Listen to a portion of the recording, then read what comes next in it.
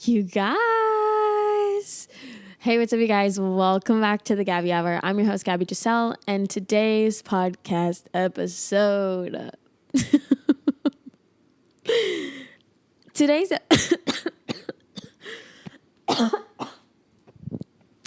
Sorry. Let me just take a sip of my Olipop. Olipop sponsor me. Okay. The root beer and the vintage cola, top tier. Absolute top tier. I'm doing 75 soft, and like the poppies are getting me through the week, okay? So, Olipop, not Poppy. Bleep it. I'm gonna bleep that. Yeah, we're not gonna promote them. We're only promoting Olipop, unless Poppy wants to pay me too. But yeah, I love the Olipops, specifically the root beer or the vintage cola, the absolute best flavors of all time. I need chapstick. I put on lip liner, and I've been doing darker lip liner than normal, and it's freaking me out. I feel like my mouth is too noticeable, and it's weirding me out. But then the other day I was looking at my face while I was doing my makeup, and I was like, am I doing conservative girl makeup? And so for that reason, I really needed to do like the 90s Chicana lip. But like not really. This is so dramatic. But it's dry. So I'm going to put some Carmex. Shout out to the Carmex bitches, because I am not an Aquaphor bitch. Not because I'm against it. I just haven't tried it. And like Carmex has this like really spicy minty taste to it, or not taste, I guess. Well, sometimes you can taste it, but it just has such a good like scent. Do you know what I'm saying? I don't know. Oh my god, you guys, this week I just wanted to like come in and chat. That's why like I'm not wearing a cute shirt. Like I'm literally wearing like the first sweatshirt that I could find that was at the top of the laundry that I'm still in the middle of doing. I'm wearing like pajamas. Like I literally came home, took a nap, and then got up to film the podcast. And I was like, okay, now I got to do my makeup. It takes me an hour to get ready because I have to shower, wash my hair in the shower, and then do my makeup and do my hair. And it's so hard to like do all of that in just an hour. But I try to keep it to like an hour, and I always go over. Not that you care, okay? But today, so every week I kind of sit down on like a Saturday night, and I have like a ongoing list of like ideas, right? That whenever I have a random idea, I pop it in there, okay? And sometimes I don't use those, so they just kind of sit in a notes app. I have a notes app full of ideas I haven't used yet for the podcast, like over 50 ideas, okay? Which is great, because I promise you there's going to come a time where I'm going to burn out and I have no idea what to film for the podcast. But I always try to keep the episode to whatever it is that I've experienced that week, okay? Like whatever that week has been on my mind that I wanted to come on here and share is the one I want to talk about. And so I want to talk about today. And this is not going to be for my non-haters, okay? If you're the kind of person who's like, oh, give everybody a chance. You know, never say never. Don't read a book by its cover. I'm going to go ahead and today read a book by its damn cover. So basically today we're going to be talking about books that I just didn't like. And we're going to start with the one that I liked the most. Okay? Like this one was fine. Okay? And then it's just going to get like, okay, like not fine. And then it's just going to get like worse. Okay? That's just how it's going to get. It's going to get to like a 2.5 star, maybe a 2.75 star book, to like a 1 and a 0 if I could give it that. Do you know what I'm saying? Like, bitch is not even on this plane. Okay? And I want to start this off by disclaiming, if you liked these books, that's okay. We just have different taste. And sometimes there's books that people like that I dislike, and sometimes there's books that they dislike that I like. So sometimes it happens. It's okay to disagree. Can we agree to disagree here? Yeah. All right. Cool. Oh, my mom just texted me. My mom, okay, side note. Side note. So my mom went to Mexico. Yeah, I know. Why? Hey, she needed to go to the doctor. Okay, cool. It's not like we're going through like a national crisis of like people getting kidnapped off the streets, even with legal status and being U.S. citizens. But hey, you walk your ass right over there, Miss Girl. So she did. She was there for a week. She just got back and she parked at she drove down to the border, parked at the border, walked across the bridge, rented a car on the other side of the border, got on a flight to where she lives or where her hometown is. And then on the way back did the exact same thing in reverse because she felt like that would be better than like at the airport. And I was like, period.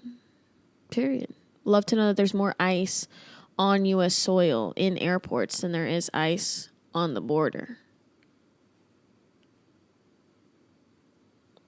Anyways, so she said she got across fine. So cool. Awesome. Love that for her. I called my mom like 2 weeks ago on her birthday to be like literally cry because I was worried about her going when she told me that she was going to go. And, everything turned out fine. And like, she always says that, like growing up, I think it's like an immigrant, just quick little side quest here. It's like kind of an immigrant thing. Like your mom, you kind of have this realization as a kid, usually like around like 10 or like latest, I would say like 12, where you like realize that people don't like your parents because, they're Hispanic and, other excuses within that. But if we're being honest, that's just what it comes down to. And it's like, you usually have this like breakdown moment and then your mom is like, it's okay. Like, God's going to take care of us. Like all this stuff, like you don't have to be scared. Like God's going to take care of us. God's going to take care of us. God's going to take care of us. But there was times like in my household where God did not take care of us. And I didn't see my dad for 1.5 years. And it was just kind of like, it's like a known thing that like Hispanic children go through that, which is so sad and traumatic. But like my mom saying that she was going to go to Mexico when all this stuff is going on, I was like, no way, dude. Like, I was like, I can't tell her like not to go. I mean, like if she wants to go, she can go, but like, it's just risky. So I was really worried about it. And so I'm happy that she got over A-okay. So yay. Anyways, sorry to like get really deep and dark on you guys. My bad, Chief. Did I ruin the vibes? Did I just lose aura points? I was about to hit the ballerina cappuccina. Me. Okay, so we're gonna be talking about 3 books. Now, all 3 books are gonna be spoiled in this video. So if you don't want spoilers for King of Envy by Anna Wang, you're gonna skip the timestamps. I will put them in the description so it's easier for you. Okay, so if you want to skip, we're gonna have timestamps for the next one. Okay, if you've already read it or if you don't care to read it, right? But if you're going to want to read one of these, just skip it, come back later. You know what I'm saying? Hit that subscribe button, come back later, okay, to see if we agree. So the first one is going to be King of Envy by Anna Wang. I didn't mind this. I feel like, you know what? No. Okay. We're going to say this is a 3-star. It's just okay. Right? But it has things about it that I'm like, it's okay. Cause like the vibe was good. But like in a literary sense, it's not okay. Do you know what I'm saying? Like it's kind of mid. The next book I'm going to say is a 2-star. And we'll say the last book is a 1-star. Okay? Because I guess you can't give 0 stars. But if I could, it would be a 0-star, the last one. So if you don't want to be spoiled, this is your time. Click away to the next timestamp. I'll see you later. Love you. So King of Envy by Anna Wang. If you're unfamiliar with Anna Wang wrote the like super popular TikTok dark romance. I think it was a quartet. It might have been a quartet or a trilogy. Not really sure. But it follows Alex Volkov is the first male main character. I don't know the female main character's name. I completely forgot it. the second girl's name, I believe, is Bridget. And then the third one is Jules. Okay. And then they all like fall in love with a guy, whatever, dark romance, lots of smut. The girlies went crazy for it in 2020. 2021, I read that book. I read all of them with my book club. Okay. We like read, I think we read 2 Anna Wang books. So good. Oh my God. So good. I was having such a good time. And those books are still on my shelf because like I actually like them. And at some point I feel like they would be a good refresher, like kind of just like a mid reread where you're like, okay, like I know it's going to hit. I know what happens, but it's kind of like a comfort read. Like for me growing up, that was After by Anna Todd. So that's a little bit of background on like me and Anna Wang. Okay. I enjoy her writing. I read King of Wrath, which is from the 7 Deadly Sins series, right? So this is book 5. King of Wrath is book 1, I think. I might have it somewhere, but I didn't read 2, 3, and 4. I didn't read 2, 3, and 4 though. So I don't know what happens in those books. So this book, I'm sure has a little bit of context in the previous books, but like it's not giving me anything here, babes. Like I'm lost. All right. So basically, this follows Ayana, the female main character, Vuk Markovic, okay, Vuk, and Jordan, okay? And this starts off, Ayana and Jordan are, like, engaged to be married. They're gonna get married. Cool, great. We see Ayana like meeting his family, blah, blah, blah, blah, blah. And then by like the end of the first chapter, we find out it's all a sham, right? They're getting married because he needs to marry somebody in order to receive his inheritance because his grandmother who, has the business is threatening to just donate it and liquidate the whole company and like let go of their family legacy if he doesn't marry and then get like stay married for 5 years after he gets married, right? And Jordan just like meets Ayana out somewhere, I think at a party or something like that. She starts modeling and they meet in those circles, right? Because Ayana's like a beautiful, perfect model. Okay. Queen. Love Ayana. And Ayana, as a model, has signed to this like really predatory, horrible agency that like doesn't pay her ever on time. And she has like a really shitty agent who's like literally stalking her and won't leave her alone for anything. And it's really, really horrible agency, right? So she wants to get out of her contract, but in order to get out of your contract, you need to buy out your contract. And she don't have that money because, again, they're not even paying her for the work that she is doing. So, So she wants to get out of her contract and, Jordan needs help so that he can receive his inheritance. Off the bat, it smells like asexual to me. That's what it was smelling like. But I was like, hey, I don't want to make assumptions. I'm going to wait till they tell me what's going on with Jordan because Ayana's gorgeous. You tell me you're not going to fall in love with her. At first, I thought the book was going to be about them actually falling in love after like a marriage of convenience. Do you know what I'm saying? But then they introduced Vuk, okay? And Vuk is Jordan's best friend. And he is this Serbian, quadruple, triple billionaire, okay? He is like the richest dude ever, of course. What does he sell? Liquor, of course. And he used to be a part of, obviously, a Serbian, like, assassins guild, all right? And his past comes back to haunt him, right?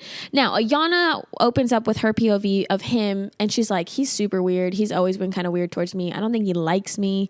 I don't know why he wouldn't like me. Like, I don't have any problems with him. Like, he's kind of, like, strange but interesting. Like, she's interested by him, but, like, she's just like, man, I wish he would like me because, like, I'm going to have to see him a lot for this wedding thing. And they're sitting up at, like, a lunch or whatever with Jordan. Jordan takes a phone call, of course, leaving them alone, and they start interacting. Oh, and by the way, Vuk, mute. Only sometimes, though. Like 99% of the time, but like for her, he's not mute because he went through something that at this point in the story, we don't know what it is, but you'll find out later, is kind of just like it. He just doesn't speak. So lucky enough, though, Jordan and Ayana both happen to just know ASL fluently. Yeah, this is where it gets a little bit suspicious. This is where I was like, of course she just knows ASL. Like, because that's just such a like normal thing for most people to like know.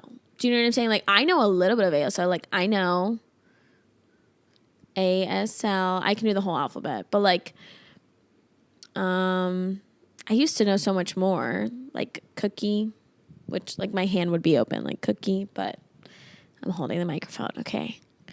But like just so corny that she's like happens to know ASL. Like, okay, great. Why does he not speak? And they're sitting at this lunch and these kids walk over and they're like, ew, like basically just staring at him because, oh, he has a scar right across his face. And like she describes it like people are disgusted and horrified by him. And then you look at the illustration at the beginning of the book and it's literally just like a small slice across his face. And like, I know that it's a cartoon version, but in real life, a scar that small would not be like disgusting or scary. And certainly not to like grown adults. Like, it's not just children in this book that are like disgusted by his face, but like it's grown adults. So it's like, okay, I feel like you're telling me something and I don't believe it, you know? And that's going to be like my number one complaint with this book is that I kept being told something and I just couldn't believe it. Like I was like, no, you're making that up. It's not a believable story, in my opinion. So anyways, basically what ends up happening is, of course, the tensions rise. Ayana's modeling agency is being absolutely horrible to her. They're not paying her. They're putting pressure on her to do all these things. And of course, forced proximity. Jordan has to bail out of a cake tasting and fly and then asked Vuk to fly Ayana out on his private jet to go cake tasting in California for the night. And of course, there's the only one bed trope. And of course, they like have a moment. And of course, he like gets really rock hard for her at some point because she's literally just wearing pajamas. Of course. Do you know what I'm saying? Like, of course.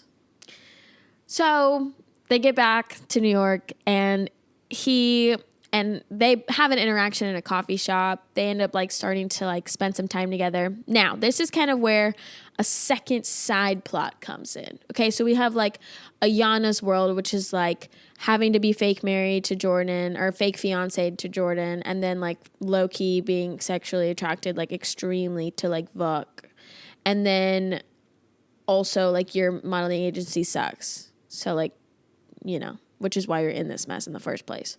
And then you have Vuk's POV, which he is like just so intensely in love with Ayana for reasons that are unbeknownst to us. Like he never says why he loves her or like likes her. And literally his only reasoning as to why he's attracted to her is because of her smile and the way that she lights up a room. I mean, it just gets cornier and cornier. I liked the Twisted series. I don't know what happened here. I don't know if it's just been so long since I've read those books that my taste has changed. Or maybe I'm just more aware of certain things now. But it just was corny. Like, she lights up a room. Okay. And what else? Like, he literally says it's not just her looks because she's like a hot supermodel, but basically she lights up a room when she smiles because she's so not like other girls. Like, okay, dude, what? And so while Vuk is like quite literally in agonizing pain because he has to watch Ayana marry Jordan because he's like absolutely obsessed with her for reasons that we still don't know and understand, because his only excuse was that she lights up a room, and that's what every guy says about every girl they're even slightly attracted to, because men live in darkness constantly and women are the only light in this world.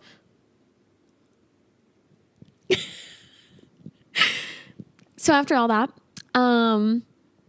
yeah, basically they end up like meeting in a coffee shop, and then he gets distracted while at that coffee shop, bumping into her, and sees a guy who looks suspicious tailing him. So he goes outside, chases the guy down, and then in the guy's pocket there's a note, and he's like, hey, I'm not who you're looking for. I got paid X amount of money to follow you around and then to let you chase me down and take the note from my pocket. Takes a note from his pocket, and it says, find me before they do. Cool. Really strange. And like prior to this, he had like the feeling that people were watching him. And then we find out that he was opening this like bar or nightclub or something called The Vault, or maybe it was an actual vault. I don't even remember. And I literally just finished this a couple days ago, guys. Like this is bad. But at some point, he, in the opening process of that, or the build out process, he got locked in the vault, and the vault got lit on fire. And he like barely survived.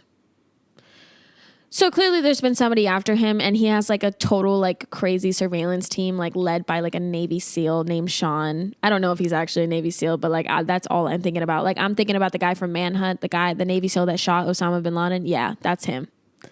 That's Sean. Sean ain't playing. Sean got 2 kids at home, but he ain't playing about your safety. So he's got a whole security team trying to figure out who tried to light him on fire. So there's that. And then, obviously, him and Ayanna start to get together. He realizes her modeling agency is treating her like shit because, like, the agent comes over to her house while he's there. Why is he there? It rained, of course. You know, that was a good scene. I liked it. Like, it was raining. He's like, I'll drive you home. And then she invites him up for tea. Slay. Cool. Creepy guy shows up. Then he goes to the agent's house a couple days later and then like stabs his hand with an apple and a knife by making him hold making him hold the apple and then just, yeah. And he's like, I wish I would have gone all the way through, but he only nicked the top of his hand. And so then the agency guy kind of like left him alone. And then he found out that she wasn't getting paid.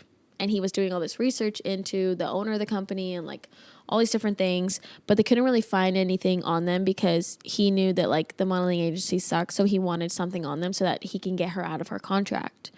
And he just like couldn't find anything. Like every couple, you know, I would say 60 or 80 pages, he would be like, any update on I don't have any updates on the modeling agency. I still can't find anything. So it's like every couple of pages they're reminding you like, oh, this modeling agency thing, there's something suspicious here. There's something suspicious here. There's something suspicious here. So it's like, of course, after Ayanna and Vuk basically almost book, okay, there's a scene and a laser tag thing on the night of the Bachelor Bachelorette because Gmaw gets sick. I forgot to mention this. Gmaw gets sick. They have to move up the wedding. Instead of 10 months, it's now 2 months they're getting married. Vuk is going crazy. Vuk is literally shaking. He's losing his mind. So then him and Ayanna have a moment. Then they keep having moments. And then she has like this really scary experience that I can't remember anymore. And then she goes to him because she's like, you're the only person that I feel comfortable with. And he's like, why wouldn't you go to your fiance? And she's like, he's at work. And at some point, they end up, he says something really hot to her in Serbian. He says to her in Serbian, the day that I kiss, or when I finally kiss you, his ring will not be on your finger. In Serbian. It was so hot. I Googled that shit so fast. My entire book club Googled that shit so fast. Everybody was like, I'm on it. So good. And then he calls her my heart in Serbian later on in the book. Ugh, so good. So good. Like I'm saying, there were parts of this book that I enjoyed. Okay. Vuk, like seriously kill for me. Like, okay, period. Anyways. So Vuk and Ayanna basically together. They're basically together. Like they're spending all this time together. They're openly flirting with each other. They've openly admitted that like they kind of like each other, obviously, or at least have a physical attraction to each other.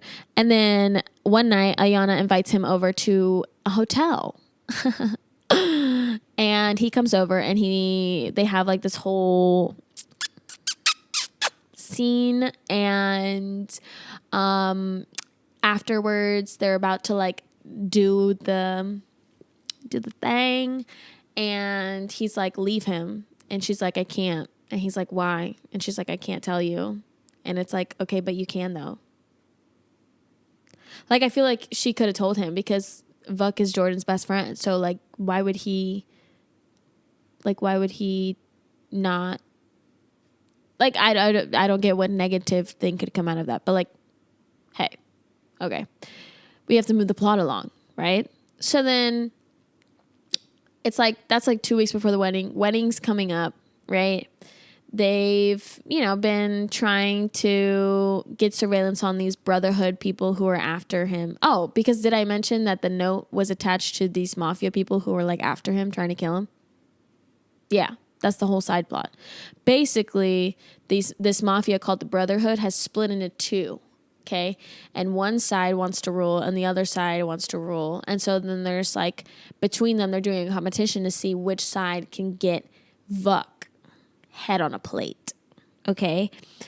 And whoever can do that the fastest will be like the one who is in charge of the Brotherhood now, because I guess the leader was like toppled or taken over or something. And so like the whole time it's like supposedly he's like in so much danger and they're trying to surveillance him. But then like he'll be walking in the rain with Ayanna, or he'll be like hanging out with Ayanna in the open air, like just no fucks. Right. So then he meets one of the Brotherhood guys, the guy who put the note in his pocket. And he's like, I'm going to work with you and I'm going to help you. Okay. So weeks up to the wedding, it's like things are getting crazier. They're finding out more things. They're like, he's getting a lot more intel from this Brotherhood guy about all these things going on. Right. Basically, they get to the part where, it's like right before the wedding. And they're like in the groomsmen room and she's in the bride room and whatever. And Vuk straight up asked Jordan, like, why are you marrying her? And he's like, oh, because love. And he's like, okay, but why do you love her? And he's like, why all the questioning? He's like, don't marry her. And then Jordan kind of like figures it out. And he's like, how could you? Like, blah, blah, blah, blah, blah. And they get in this like really big argument about it. And he's like, I know that like you don't love her and I don't really know why you're doing this, but like blah, blah, blah, blah, blah. Jordan tells him why. And of course, billionaire big buck daddy Vuk gonna come to the rescue. He's like, I'll give you a check for 170 mil. I can have it wired tomorrow. Vuk, you don't give Jordan 170 mil? Come on. Give me 170 mil. That's all I need. But he doesn't. He sends it to fucking Jordan. Or he offers to. Jordan gets pissed off. He's like, I don't want your money. Vic comes to the realization that Jordan's been jealous of Vuk because Vuk came from nothing and now had everything. And Jordan was about to lose everything if he didn't get married because they would sell off his family legacy business. So anyways, basically, Vuk runs off, right? And he's kind of like just brooding upstairs. They're like about to get married. And Vuk gets a call from Sean that the wedding has been compromised. Okay, by Navy SEAL Team 6, Sean. He gets a call and he says that the wedding has been compromised. Vuk is like, okay, but I'm up in my room and like nobody's up here. Like I haven't seen anybody. And they're like, blah, blah, blah, blah, blah. He realizes, oh, they're going to try to get to Jordan or Ayanna because those are people I care about. And because the Brotherhood guy was like, hey, they know that you have feelings for Ayanna and she's important to you. So you need to be careful when it comes to her. And so then he is running down the stairs and just in time, he shoves Ayanna onto the ground as the pianist or the priest, I think both, try to shoot her. And then in the meantime, the priest grabs onto Jordan and then Jordan gets shot in the back. Or I don't even know if it's in the back. Maybe it's in the chest. I don't know. But he gets shot. He goes down. Okay. And Ayanna sees him, screams, freaks out, blacks out, wakes up in a hospital. She's had like, just like minor, small little things and everybody's fine. Jordan is in surgery. They're not really sure when he's going to be okay. He ends up falling into a coma and then she goes off and like is falling more and more in love with Vuk. And then they finally kind of have the scene, the moment where they do the thing And her dad realizes that, like, hey, like, clearly there's something going on between you and Vuk, but you need to end things with Jordan first. And then literally, coincidentally, Jordan, like, wakes up and they have a conversation about it, right? Whatever. And okay, then something happens, okay? I don't even remember what happened because the last 100 pages of this, I was just so checked out. But something happens, and earlier in the book, when Vuk is walking home from work or from wherever, he sees this cat in the alley, has an argument with the cat. Dead ass. Like, he's sitting there staring at the cat, and the cat's hissing at him, and he's arguing back. And then he's like, what am I doing? And then he picks up the kitten because it reminds him of Ayana and puts it in his apartment. And then now that's his kitten. And the kitten's been following him around everywhere. And now it's like his bestie, but he like pretends not to like it. Okay? Cute. I like a big burly man liking something cute and small. I love it every time. All right? A man with a chihuahua for a pet, eat that up every damn time. But you know what I don't eat up is when in the final scene of like this confrontation, they find out, of course, the head of the modeling agency, guess who she is? The head of the Brotherhood. Wow, coincidence. And then you find out that like the agent and the photographer were like involved or something. And then they basically have Ayana and Vuk at gunpoint. Like, you're not able to move. Like, if they move, somebody's dropping because they were both incapacitated and couldn't really do anything about it. And then, of course, just at the perfect moment, this cat just so happened to have snuck onto the vehicle, snuck into the place, snuck into a bin before they were all even in the room, and then waited for the perfect moment to attack the guy who was holding Ayana. And then he like freaked out and couldn't get the cat off of his face. And the cat's just like fucking him up. And Vuk, you know, I think unalives the other girl. I don't even remember what happened. And then they live happily ever after. That's literally it. That's literally how this book ends. The cat comes out of a box and attacks it. Like, because of course they needed. Can I just get into the parts that I didn't like about this book now? Like, now that I've explained to you the plot, I've been super chill explaining the whole plot this whole time. But you know what? I need to just really quick explain to you everything that I didn't like about this book. I did not believe for one single second that Vuk and Ayana had a connection. I don't. The only thing that they ever did was have sexual attraction. That's literally it, okay? And now that can lead down the road into a fruitful relationship, but the fact that their only conversations were maybe just a few minutes long, they never really had like any sort of real human interaction of like connecting and getting to know one another. I couldn't get past the fact that she just happened to know ASL because he's mute and speaks in ASL apparently. Like, what? Of course, like the boom, like cliche, of course he doesn't speak and she just happens to be fluent in ASL. Corny. The cat, corny. The whole Brotherhood side plot, useless.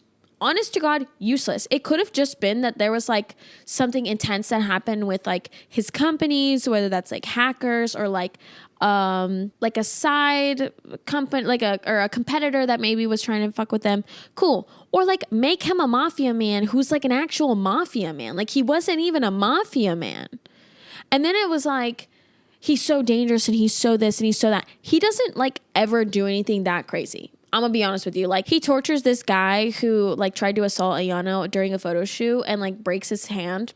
Okay, like, I mean, like, yeah, that's really graphic and stuff, but like, it wasn't like he was out here like murdering people. Like, he wasn't a hitman for hire. He used to be, which is how he got involved in the Brotherhood in the first place. But it's like, I just felt like I was being told things and I just was not seeing it. I'm just not seeing it. I don't see the connection. I don't see any of it. Now, do I see how fine Vuk is? I don't think he's fine physically, but I like his words. Speak a little Serbian to me. Do you know what I'm saying? Like, okay, period. I liked that. But like, I didn't like that. The cat thing was just so corny and so useless. And the end plot twist, even though they were reminding us every 100 pages that like, oh, by the way, he's still searching up Emmanuel, who's the head of this modeling agency, and just so happens at the end be the head of the Brotherhood because of course. It just felt so lazy and like half-assed that I was like, I don't care. Like, and it was good. It just felt like, I'm going to be honest. I don't think that Anna Wang is a bad writer. I think that she's a good writer. I think that this is the result of mass production for these like trendy dark romantasy authors, because they want to get as many books as possible, because these didn't exist up until 2020. Like the Twisted series was popular in 2020. It had like just came out, as far as I know. And now within 5 years, all of a sudden she has 5 books in a whole other series. Like, and that series is like, I believe 3 or 4 books. So it's like 9 books in the last 5 years. There has to be a correlation between being rushed as an author to put out something because you are contractually obligated to a X amount of book series, which I don't know if that's the case. I'm just assuming. These are all just assumptions. But it's like, I felt like this was a result of like when you need to just finish your paper for school. And you're like, I don't even care if it's good. I just need to turn something in. That's what this was. Like, potential. I like the marriage of convenience. I love the asexual representation. I like the mental health representation in this. I like the fact that this encourages, men to go to therapy for whatever it is that they need to go for and like handle their trauma. And I like the way that she handled the trauma. And it wasn't like Ayana was going to fix him, but I liked it. It just fell flat for me. And so that's why this is on the list of books I read recently that I didn't like. Like, honestly, my biggest thing also was the fact that this was 510 pages. Why? Why is it 510 pages? There's not 510 pages worth of plot in here. You could have cut this down to easily 400 at the max. Easily. And it just, I don't know. It was just not my cup of tea. Again, these are all just my opinions. If you disagree, if you like the book, awesome. Cool. And I did like that book. It was okay. Like, it's going to get like a 2.75, maybe a 3 if I'm feeling nice. But it's just kind of like, I feel like Anna Wang could do better. She's just not doing better because she's doing the same. Anyways, moving on to the next book. Now, this is the book that I think I've read the least amount of, and I think is probably going to be the most controversial. Okay? Because the next book that I'm going to be telling you guys I didn't enjoy was Haunting Adeline by H.D. Carlton. I know, and I know you're going to come for me. And I already know that people are going to be like, you didn't even finish it, blah, blah, blah. You can't have an opinion. Yes, I can. Yes, I can. Now, I tried reading this 2 years ago. And every 3 months, I pick it back up. And I'm like, okay, like, let me try and get through it. And then I'm like, I just can't. I can't. I thought maybe it was the book. I tried doing the Kindle version. I can't. I was like, no. Number one, why is this book so heavy? Why? I could literally like throw this at like an ice vehicle or something and it would break the windshield. Let me tell you what I know about this book. Okay. I don't remember the main character's first name, but it doesn't matter. The FMC. Okay. She moves into her grandparents' old home because her grandparents have passed away. She moves back home into this like beautiful giant estate that they built together and whatnot. And while she's living there, it's kind of like this old creepy house. She is kind of just like doing her own thing. I don't remember anything of what she does for work.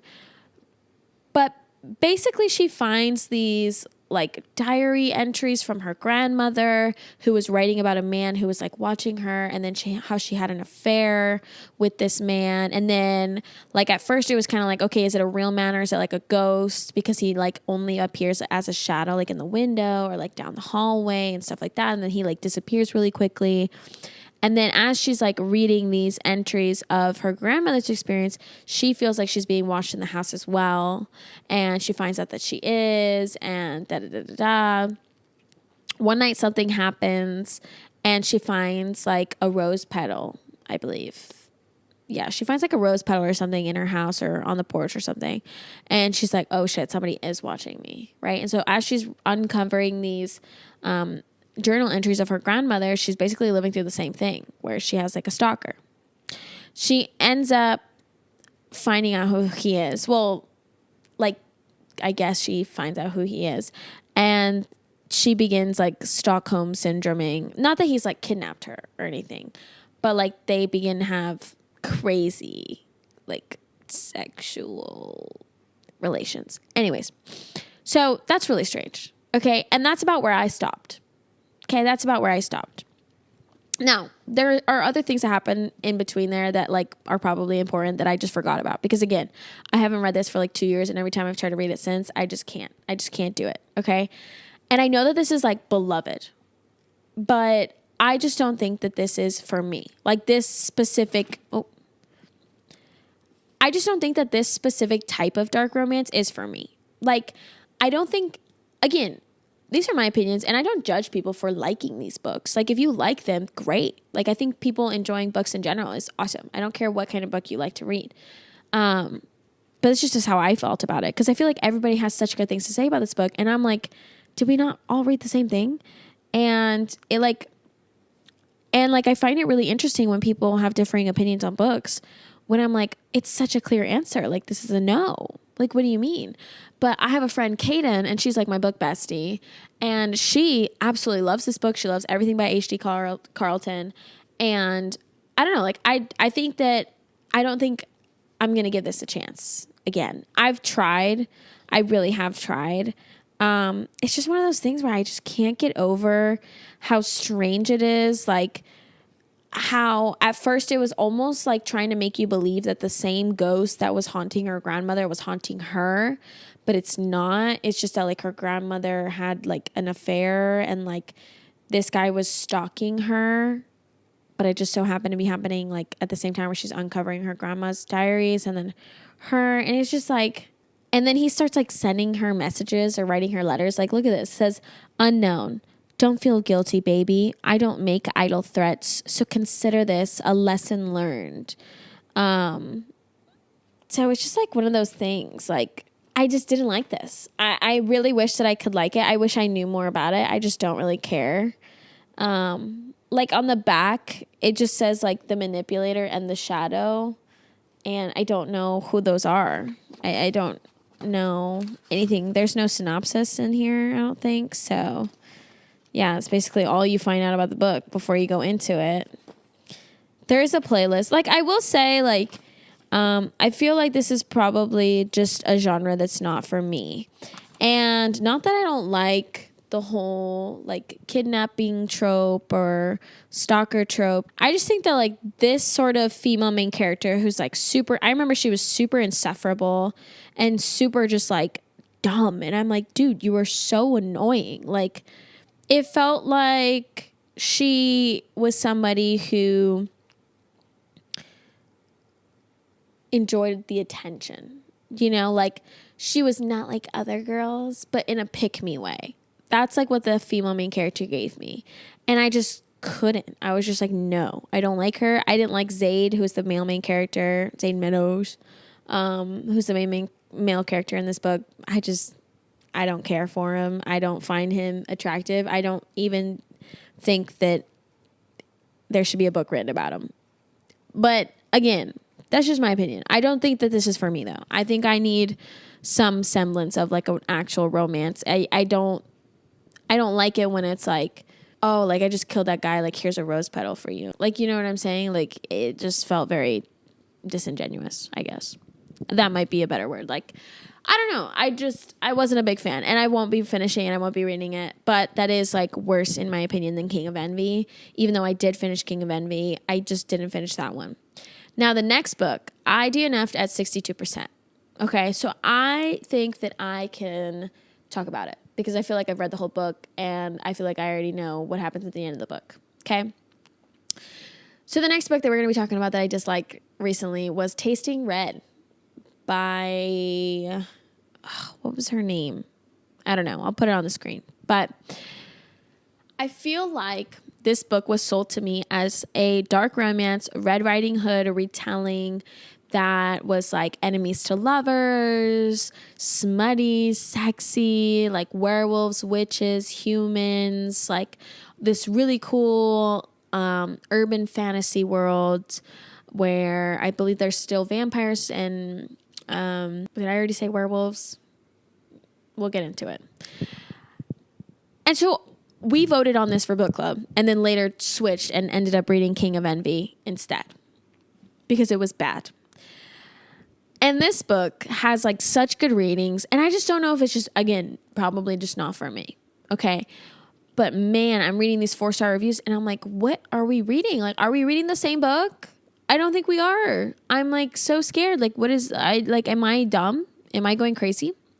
Basically, the plot of this book is Red, who has no magical powers, but she comes from a very powerful family, right? So she comes from grandma, who is like beloved by everybody. She makes these like magic morsels, which are like sweet treats that humans can eat to have magical powers for a little bit. And she's like super famous and like loved by the whole witch community. And then we have the male main character. I don't remember his name, but we're going to call him Wolfie Boy. And Wolfie Boy is a werewolf, obviously. And he is basically kind of like a gun for hire. Like he just kind of does odd jobs. And he gets asked by this one guy who for some reason he has like an undying loyalty to, that he needs to unalive grandma.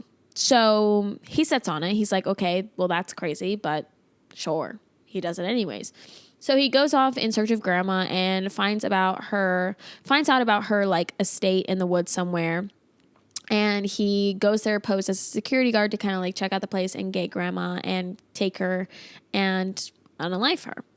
And while he's doing that, at the same exact time, Red is supposed to go to her grandma's cottage in the woods to visit for some sort of holiday. I don't remember what it is, but it's probably something like 4th of July, but like dumb. I don't know. So basically, Red gets to Gma's house and Gma's not there. Would you have it? She ain't there.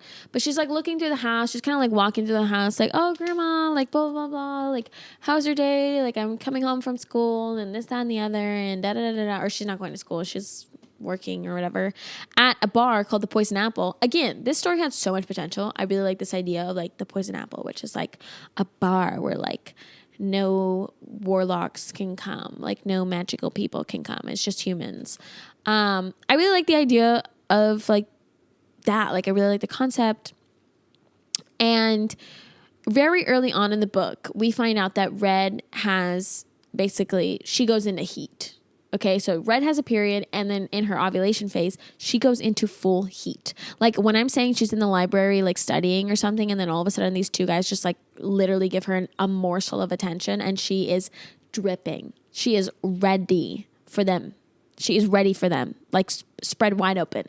Okay, and she kind of like, they have an argument about something, and then she blows them off, and then they are like, whatever, bitch, like you were ugly anyways, like stupid shit like that or something. So anyway, she's walking through grandma's house and she gets into grandma's bedroom and she sees like the bathroom lights on. She's like, oh, she must be changing or like in the shower or something. So she walks in, she's on the bed. She's like, blah, blah, blah, blah, talking to Gma.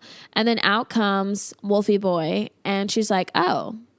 And he's like, oh, what are you doing here? And she's like, I'm visiting my grandma. Like, what are you doing here? Like, are you just like a new security? And he's like, yeah.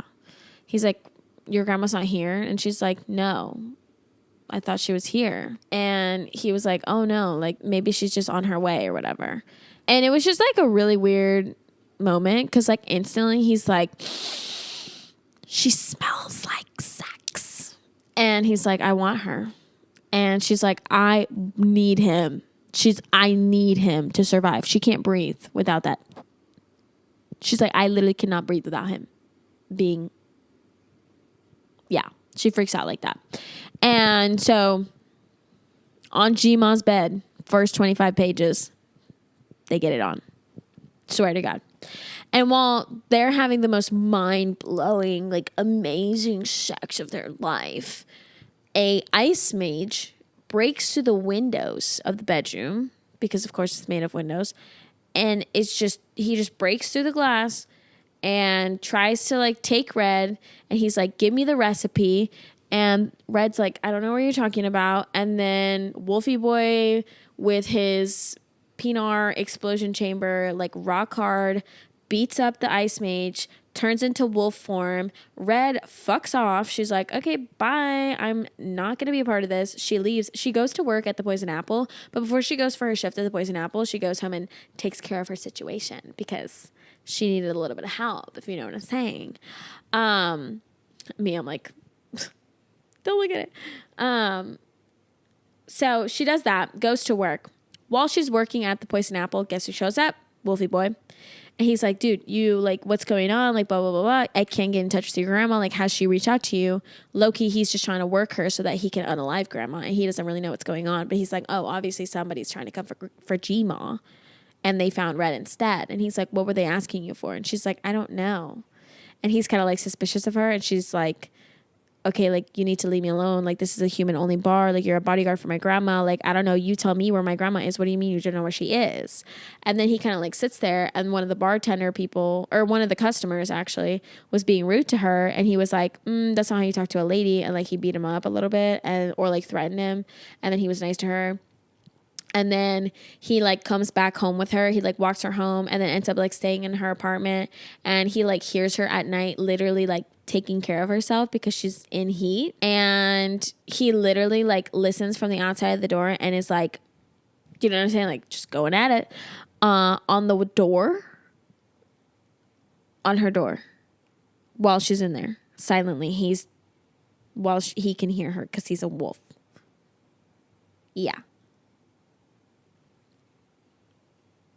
Really weird. Anyways, so then Red gets reached out to by like the son of the head of security of her grandmother, who is also her ex-boyfriend, who like left her because she doesn't have magical powers and they can never be together because he's supposed to like protect her because like apparently that's just like his only thing that he could do with his life is like protect this family because that's all he's worth. And then at some point Red is at work on her shift, which, by the way, she's friends with Goldilocks and then, like, somebody else from, like, another, like, fairy tale or whatever.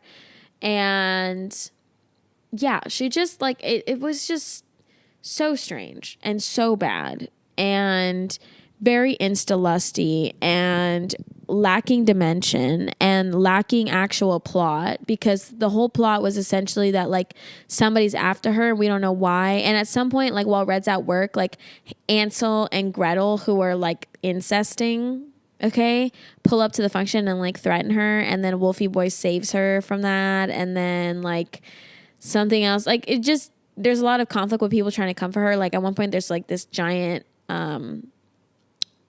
not an Igor, just like a giant.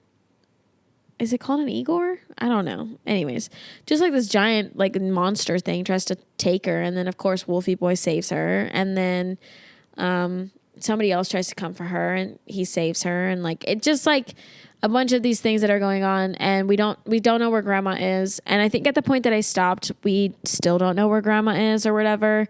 But I'm gonna go ahead and assume that she doesn't have magic because she's a wolf, and her and Brexley are mates. That's his name, Brexley. It just came to me. Slay. Is it Brexley? Yeah, I think it's Brexley. Her and Brexley are mates. So Wolfie Boy and Wolfie Girl. And I'm going to just go ahead and assume that like G-Ma holds like the recipe to like eternal youth or like beauty or life or something. And they all want it.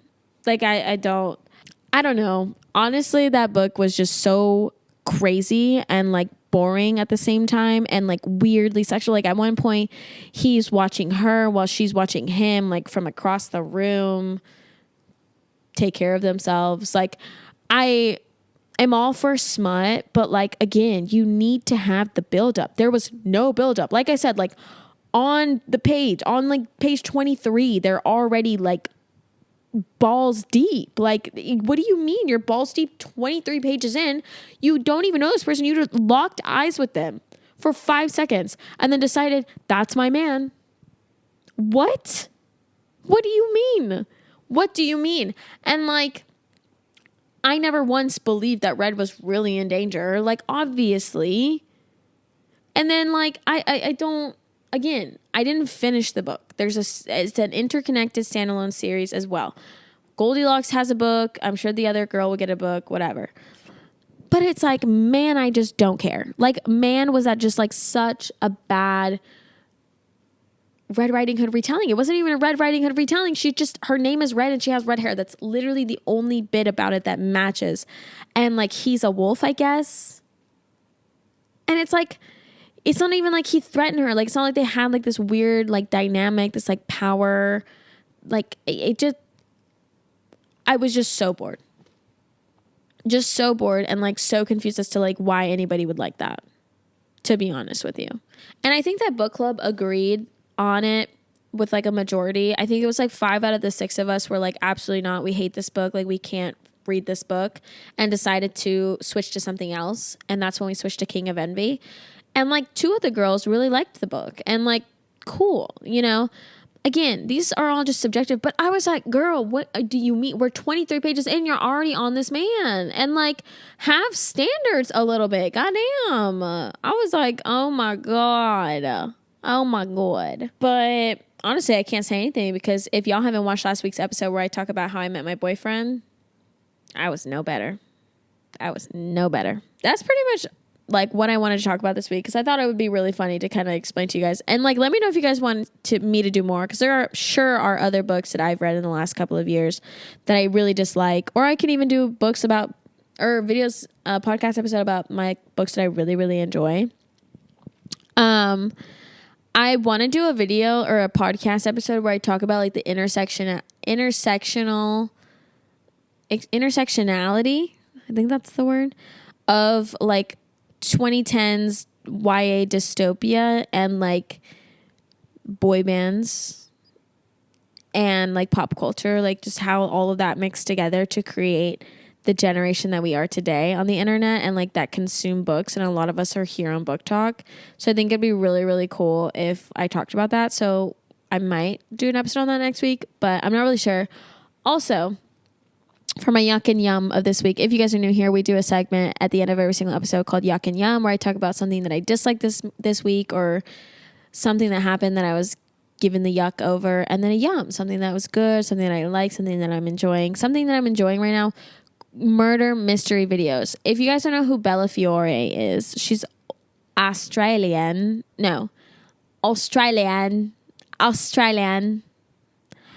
She's Australian.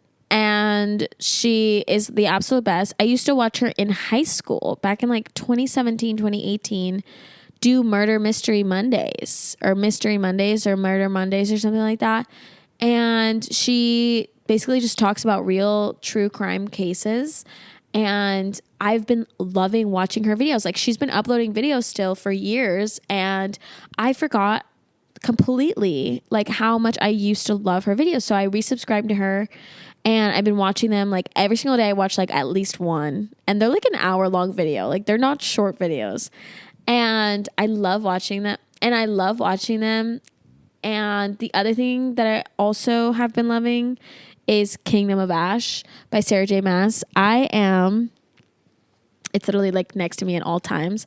I am this far through the book. So this is the end of the book. This is the beginning of the book, just so you get a little bit of a idea.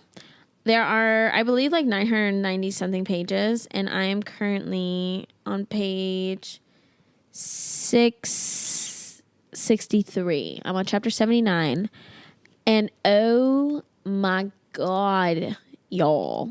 Oh my God. So good. I love it. I'm loving it vibes. And I'm going to say my yuck of this week. What's my yuck of this week? I really don't think I have one this week. Oh, yuck. World War III. How about we don't?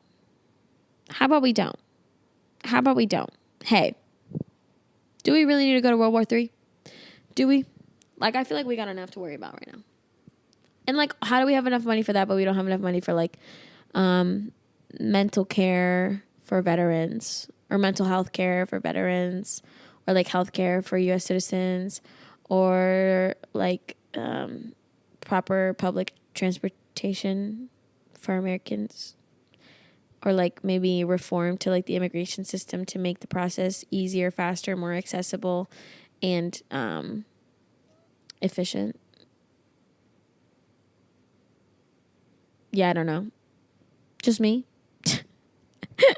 So yeah, that's probably my yuck. That's gonna be my yuck all year. Honestly, it's just everything that Donald Trump does. Absolutely hate him. But yeah, that's gonna be it for this week's episode. Again, if you guys liked any of these books and you hated my take on them, that's totally fair. Like we can agree to disagree on that one. And honestly, I don't judge people for liking books that I dislike, because I just think that books are subjective, as all art is. And so some people like certain things and some people don't like certain things. And that's okay. And we can all share our recs. And if they flop for other people, that sucks. But they might be a slave for some. I love you guys so much. Thank you guys so much for watching this podcast episode. I will see you guys here next Monday with another new podcast episode. Make sure you guys just subscribe, and make sure you comment down below what you want me to talk about on the podcast, because I would love to get some suggestions from you guys, some ideas of what you guys want me to talk about more, what episodes you guys are enjoying the most. And make sure you follow us on TikTok and Instagram here at the Gabby Hour, and all my personals will also be linked down below. So I love you guys so much. I'll see you guys later. Bye.